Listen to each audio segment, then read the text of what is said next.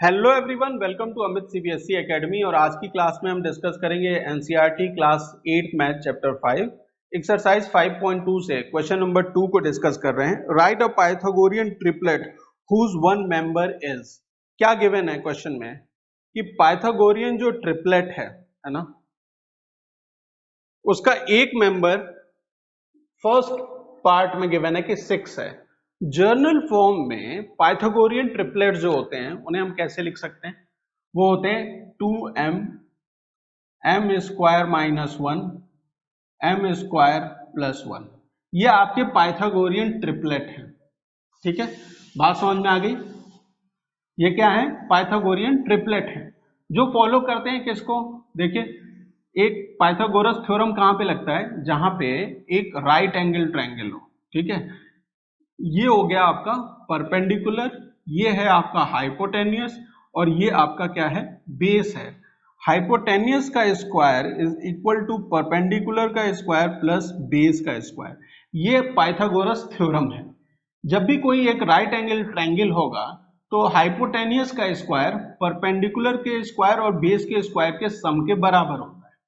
ये जो यहाँ पे तीन चीजें देख रहे हैं ना आप, हाइपोटेनियस, परपेंडिकुलर और बेस, इसी को हम क्या कहते हैं? पाइथागोरियन ट्रिपलेट कहते हैं। क्या कहते हैं हम इसे? पाइथागोरियन ट्रिपलेट, जिसमें हाइपोटेनियस की सबसे बड़ी वैल्यू होती है और इन दोनों की वैल्यू कुछ भी हो सकती है, छोटी बड़ी, इन दोनों में से कोई भी एक वैल्यू हो सकती है इसकी। ठीक है, लेकिन हाइपोटेनियस सबसे क्या होगा? बड़ा होगा। ठीक है, क्लियर है?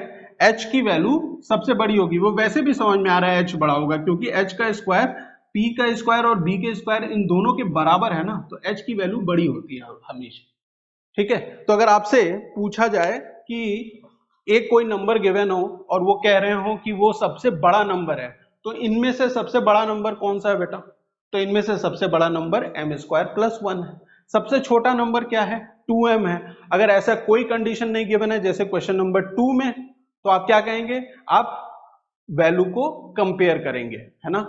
ये क्या है? एक कैसी वैल्यू है? ये एक इवन नंबर है, तो आप इसे किससे कंपेयर कर लीजिए?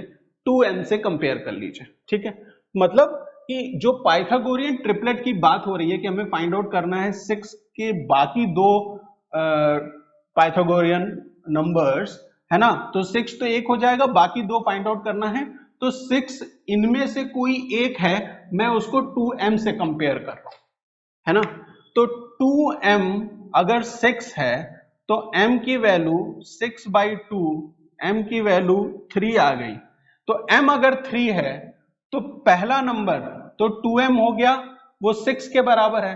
तो m स्क्वायर माइनस 1, मतलब 3 का square minus 1, that is 9 minus 1 is equal to 8, दूसरा नंबर। और m स्क्वायर प्लस 1, मतलब 3 का स्क्वायर प्लस 1, 9 प्लस 1 10, दूसरा नंबर है। तो अगर इसके पाइथागोरियन ट्रिपलेट्स लिखने हैं तो पहला तो 6 है, तो दूसरा 8 होगा, और फिर क्या होगा? 10 होगा। इसी तरीके से सेकंड केस में देखिए, क्या नंबर गिवन है आपको? 14 गिवन है, 14। तो 2m is equal to 14, even number है ना, तो मैंने कंपेयर कर लिया किससे? किससे कंपेयर कर लिया मैंने इसे? 2m से। ठीक है, तो m की वैल्यू यहां क्या आ गई?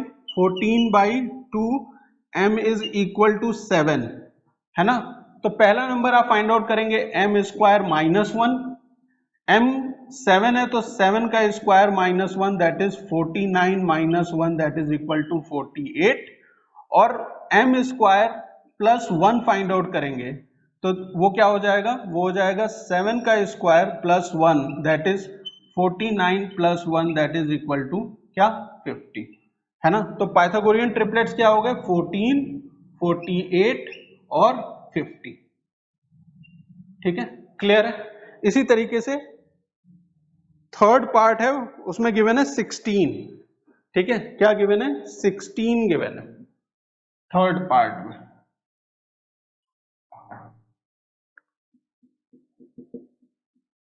16, तो 2m इज इक्वल टू 16, तो m is equal to 16/2, that is equal to 8, है ना।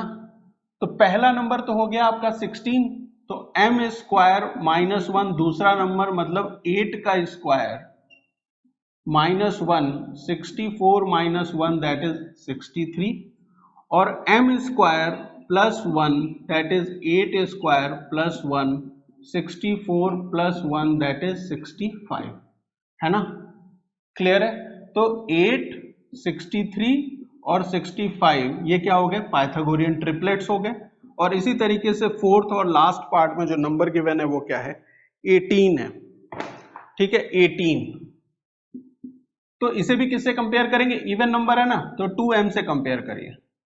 ठीक है तो ये क्या हो गया 18 मतलब m की वैल्यू यहां से कैलकुलेट करेंगे तो 18/2 दैट इज इक्वल टू 9 आ जाएगा। तो m स्क्वायर माइनस 1 मतलब 9 का square minus 1 81 minus 1 that is equal to 80 और m square plus 1 that is 9 का square plus 1 81 plus 1 that is 82। तो यहाँ पे 9 80 और 82 ये क्या है पाइथागोरियन ट्रिपलेट्स है। ठीक है बात समझ में आ गई। तो बहुत ही सिंपल था क्वेश्चन में कुछ भी खास नहीं था है ना। क्लियर है। जो पाइथागोरियन ट्रिपलेट्स होते हैं उनका जर्नल फॉर्म होता है 2m m स्क्वायर माइनस 1 और m स्क्वायर प्लस 1 है ना। क्या क्या होता है एक बार और देख लीजिए। ये होता है 2m m square minus 1 m square plus 1 ये सबसे बड़ा ये सबसे छोटा और ये बीच का नंबर होता है ना। क्लियर। तो ये था क्वेश्चन नंबर 2। मिलते हैं नेक्स्ट क्लास में। Thank you for watching.